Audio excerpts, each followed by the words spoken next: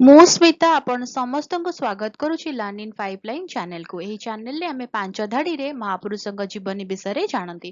ଯେତେବେଳେ ପାଞ୍ଚ ଧାଡିରେ ଜାଣନ୍ତି ଅଧିକା ଜାଣିବାକୁ ଇଚ୍ଛା ହୁଏ। ଯଦି ଅଧିକା ଜାଣିବାକୁ ଇଚ୍ଛା ଅଛି କମେଣ୍ଟରେ ଜଣେଇବେ। ଆମେ କଣ କରିବା ନା 10 ଧାଡି 15 ଧାଡି ବା ଲମ୍ବା ଏସେ ମହାପୁରୁଷଙ୍କ ବିଷୟରେ ନେଇକି ଆସିବା। ତାହେଲେ ଆଜିର ଭିଡିଓରେ ଆମେ ଜାଣିବା ଆଉ ଜଣେ ମହାପୁରୁଷଙ୍କ ଜୀବନୀ ମାତ୍ର 5 ଧାଡିରେ। ଆଜିର ଭିଡିଓରେ କଥା ହେବା ବୈତରଣୀ ନଦୀ ବିଷୟରେ। ବୈତରଣୀ ନଦୀ ଓଡ଼ିଶାର ଏକ ଗୁରୁତ୍ୱପୂର୍ଣ୍ଣ ନଦୀ। ଏହା ପୂର୍ବ ଘାଟର ଗୋନାସିକା ପର୍ବତରୁ ଉତ୍ପତ୍ତି ହୋଇଛି। ଏହି ନଦୀ ଓଡ଼ିଶା ଏବଂ ଝାରଖଣ୍ଡ ଦେଇ ପ୍ରବାହିତ ହୋଇଛି। ବୈତରଣୀ ପ୍ରାୟ 365 କିଲୋମିଟର ଲମ୍ବା। ବାରମ୍ବାର ବନ୍ୟା ହେତୁ ଏହାକୁ ଓଡ଼ିଶାର ଦୁଃଖ କୁହାଯାଏ।